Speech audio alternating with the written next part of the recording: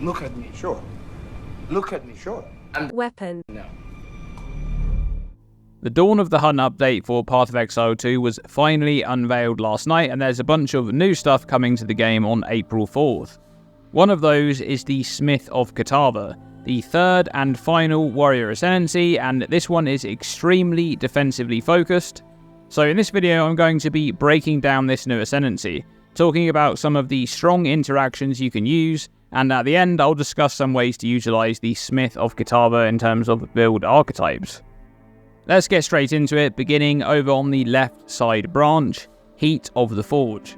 The small node leading to this one grants some fire damage, and the notable grants a new exclusive skill, which is the theme of this ascendancy, at least offensively. We'll see more of that in a moment. So, grants skill fire spell on hit. Now this is going to be a trigger skill that will automatically cast the socketed fire spell or spells when you hit an enemy. However, there is something to be said about this skill to do with the precise information that we simply don't have just yet. We don't know if this skill will trigger on any hit or if it's specifically on hit with your weapon. For example, if you cast a spell and hit a monster, will this trigger? Or does it require you to hit with your weapon and therefore require you to hit with an attack to cause the trigger to go off? Now there's a few reasons why this may be triggered on attack hit only. Firstly, the theme of the ascendancy is all about weapons and armor. And secondly, we have a very similar mechanic in PoE 1, a runesmithing enchantment as part of the Settlers of Kalgur mechanic. This enchantment goes onto one-handed axes, and the exact wording is trigger a socketed fire spell on hit. Although this enchantment doesn't specify on hit with this weapon in its wording, that's exactly how it works in-game. It only triggers the socketed spell when you hit with an attack with that axe. So this leads me to believe that this skill will likely be triggered on hit with your weapon, but that's not confirmed. Now in terms of options for fire spells, well, if you're playing an attack focused build, this is going to be fairly limited. You do have flammability, which is good. There's also Flame Wall, which has very good synergy with Molten Blast to empower those projectiles moving through the wall. And there's a lot of other options there if you're more focused on a trigger spell build. Perhaps you use Cast on Ignite as well and just have a bunch of spells flying out like fireballs. Alright, we're going to skip the next branch for a moment. Let's continue on with the offensive options on this new ascendancy because there's only a few of them. So next up we have another one notable branch, Against the Anvil, which once again grants a unique skill, Temper Weapon. Now, this one, we kind of know what it does, we just lack numbers and specifics, but in the reveal we get to see it in action. It looks like a channeling skill where you literally work on your weapon on the forge, and in doing so you empower your weapon. Perhaps it's duration based or it has a limited number of attacks before it needs to be used again. When hitting enemies with this buff, it will cause a fiery explosion in an area around the target. We don't know if this is dealing weapon damage or if it's a spell or anything like that, but my guess would be that it scales based on your weapon damage, somewhat similar to Herald skills. The usefulness of this skill will largely depend on how often you need to actually stop to channel it in combat, and how it compares to other clearing options. There's also the chance that this skill provides a significant single target damage boost, in which case it may be quite a good option, for example in combination with Hammer of the Gods. Okay, lastly, for the offensive options on the Smith of Kitava, we have another one notable branch and another one that grants a unique skill. Living Weapon grants the Manifest Weapon ability. Now interestingly, this is a minion skill with a bit of a twist. This skill allows you to summon a copy of your equipped weapon as an animated minion, similar to the Transfigured Animate Weapon of Self-Reflection skill in PoE 1. We lack the specifics in terms of how many of these weapons you can have, but the footage only showcased a single animated weapon, so it may be a single minion type deal, but I expect that it will allow you to summon a few more of them. The interesting thing about this skill is how it scales. In PoE 1, the Animate Weapon of Self-Reflection skill doesn't scale particularly well with gem levels, unlike the standard version of the skill. And this is because the damage the minions deal is derived almost exclusively from the weapons they are using, which are based on your main hand weapon. This may provide an option for a hybrid build using your own attacks combined with the minions. However, I'm a bit skeptical on this because of the lack of spiritual aid on the PoE 2 passive tree. Alternatively, of course, you can go for a full minion spec, which is the more likely outcome going into this skill. Okay, so that's all of the offensive options on this ascendancy. Everything from this point is fully defensively focused. Beginning with the only two notable branch on this ascendancy, Cold Stoker and Forged in Flame. Peri 1 players will immediately recognise these modifiers from the Chieftain ascendancy in the first game.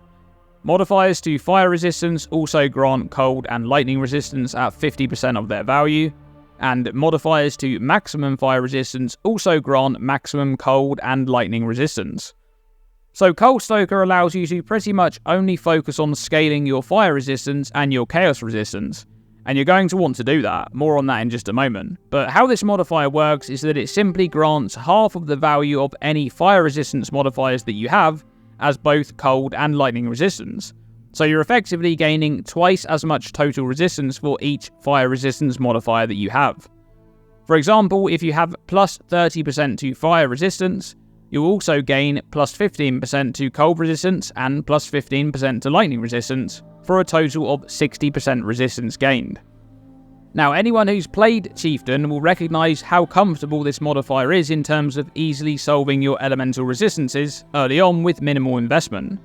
And this is Peri 2, where resistance capping early on is significantly more difficult to achieve. But with this modifier, you'll be able to make use of desert runes in your gear for fire resistance and gain a huge amount of value from them. And base types like the Ruby Ring are huge value early on as well. Now, the next notable plays into this too. Forged in Flame makes modifiers to maximum fire resistance also grant maximum cold and lightning resistance. Any build using this branch can invest into maximum fire resistance to massively improve their overall defense against any incoming elemental damage. You can make use of uniques like Rise of the Phoenix or Inferno Clasp to gain a big chunk of maximum fire resistance, effectively scaling all of your maximum elemental resistances. However, the most important way to scale maximum fire resistance is on the passive skill tree, because any build regardless of gear will have access to these. Firstly, on the outer edge of the warrior side of the tree is the Prism Guard Wheel. Entry from the western edge of this cluster will grant 1% maximum fire resistance from each of the two small nodes, and another 1% all maximum elemental resistances on the notable itself. Then further down the tree is the more important wheel leading to Unnatural Resilience. You gain 1% maximum resistance to each elemental type from the small nodes leading into the notable, and the notable itself grants 2% maximum fire resistance per 40% uncapped fire resistance. Uncapped resistance is anything above 0, so for example with 120% fire resistance, you'd be gaining 6% maximum fire resistance from this node. This is really good. Because of the previous notable, Cold Stoker, you can fully focus on fire resistance scaling to not only cap out your cold and lightning resistance, but also scale your maximum fire resistance, which in turn also scales your maximum cold and lightning resistance. Extremely good combo. Let's hope this node isn't nerfed in 0.2.0. Alright, now we've got to the last part of this ascendancy. And this is absolutely the most build-defining ascendancy notable I think I've ever seen. Smith's Masterwork. Can only use a normal body armor. This passive skill is free to allocate. So a normal body armor is referring to item rarity. Normal is a white item before it has any prefix or suffix modifiers. Now before we get into the benefits of taking this node, we first need to discuss exactly what you can use as a body armor. A normal body armor can still include an implicit modifier, and it can still include enchantment modifiers. In Peri 2, implicits are not replaced when a corrupted modifier is added, as corrupted modifiers are considered to be enchantments. Runes and soul cores socketed into an item also grant enchantment modifiers. Therefore, a normal body armor can have an implicit modifier which already existed on the base type, and it can also have 3 enchantment modifiers. 2 from socketed runes or soul cores, and then a third from either a corrupted enchantment or a corrupted third socket for a third rune or soul core. Here's a few examples. This sacrificial garb base type has an inherent implicit for plus 1% to all maximum elemental resistances, and this particular body armor here is corrupted for a third socket, using 3 soul cores, each granting 1% maximum fire resistance. Alternatively, it could have a corrupted enchantment for plus 1% to all maximum elemental resistances and still have the 2 soul cores. Other options for body armor bases with good implicits include the Expert Shaman Mantle for up to plus 30 to Spirit, Expert Steel Plate for up to plus 2.5% life regen, and the Expert Rogue Armor for up to plus 80 maximum life. Okay, so you're using a normal body armor, it's a giant trade-off. What do you get in return? Well, by taking Smith's Masterwork, you can now allocate any of these notables to effectively gain modifiers from your body armor. It's a craft your own body armor type deal, but it costs ascendancy points to achieve. Note that there is no small nodes leading to these notables, so each notable costs 1 ascendancy point to reach. That means that if you wanted to, you could literally take 8 of these notables and nothing else on the ascendancy, but I wouldn't advise that. Let's go through each of these briefly from top to bottom. Dedication to Kitava. Armor also applies to chaos damage taken from hits. Now, as of current PoE 2, armor applying to elemental or chaos damage is calculated before resistances, which is significantly worse than the other way around, which is how it works in PoE 1. On top of that, the armor formula isn't great right now, and to be honest, in the Q&A post-reveal, they discussed armor a bit, and I kind of got the impression that perhaps it's not going to receive any changes in 0.2.0. Mark talked about getting the devs into a room to discuss it, but there wasn't any real suggestion that it's being changed in this upcoming patch, so I'm not quite sure. All I can say is that right now, this notable is not particularly good, and if armor gets buffed, or if the order of application is flipped in the future, it will be a lot better. But even then, we lack something like Divine Flesh in PoE 2. Moving on, Heavy Bracing. 100% increased stun threshold. It's decent, but I'm not sure we'll see many people picking this one up. It will effectively double your stun threshold on its own, making you very resilient to stuns. Then we have Padded Plates, Tantalum Alloy, and Lead Lining, each granting 75% elemental resistance of a specific type. I really only see Tantalum Alloy being used of any of these 3, as I think pretty much every Smith of Kitava build will be taking Cold Stoker and Forged in Flame, and it combos nicely with those. Then we have Heat Proofing, unaffected by Ignite, could be useful with some of the upcoming new uniques being added to the game, perhaps something similar to the Fulcrum, but otherwise this isn't too powerful. Kitavan Engraving, 15% increased maximum life. This one is actually quite good, especially if we're not getting any life added to the passive tree. 15% is a lot. That's the same as 5 combined maximum life notables based on their 3% scaling from the passive tree. But remember, you can't have any prefix life modifiers on your body armor, so that goes some way to cancelling the benefits of this node out. Next up is Support Straps, 20% increased strength. This is a decent strength stacking node. We're yet to see what attribute stacking is going to look like post-patch. We'll know next week with the patch notes, but I think Mark suggested some heavy nerfs in the Q&A. Leather Bindings is next, 5% life regeneration. This one is solid too. Like the maximum life, it's a lot of regen comparatively with the nodes on the tree. This is the equivalent to 5 or 10 notables based on most of them granting 0.5% regen, but they do provide other stats too. One notable thing with this one is the amount of increased life regeneration rate modifiers you can find on the tree, helping to scale up your total regen. Internal Layer, hits against you have 50% reduced critical damage bonus. Solid defensive node, but I'm not sure we'll see many picking this one up outside of hardcore game modes. Molten Symbol is next, 25% of physical damage from hits taken as fire damage. This one is good, especially if you have 90% fire resistance, which is likely considering investing into Forged in Flame. However, something to mention here is the direct comparison with Cloak of Flame.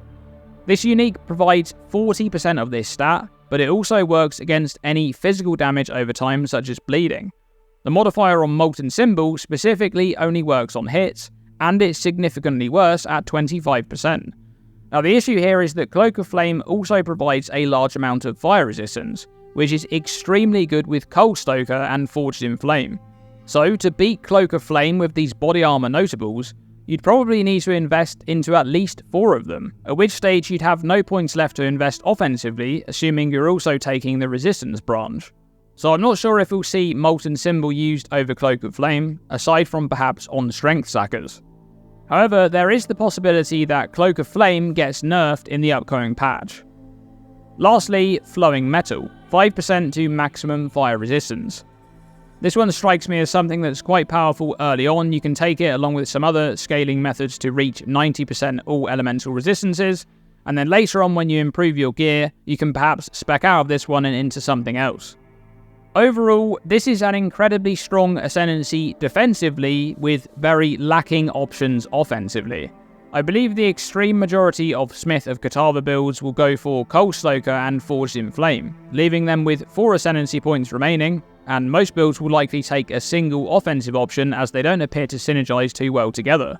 At which point, you'd have 2 ascendancy points left, and the Smith's Masterwork notable starts to become a lot worse compared to using a proper body armor. So it seems a little bit janky, but we'll have to wait for the full skill details for the ascendancy exclusive skills, as they may actually be quite good together. But I mostly see the Smith of Kitava ascendancy falling into 3 build archetypes, either a pure minion setup, a pure trigger-based spell setup, or a basic melee setup. What do you guys think of the Smith of Kitava Warrior Ascendancy, the final Warrior Ascendancy? Let me know by commenting below, and also let me know what you thought about the full Dawn of the Hunt reveal. Are you excited to log in on April 4th? Thanks for watching this video, and as always, stay tuned and stay safe.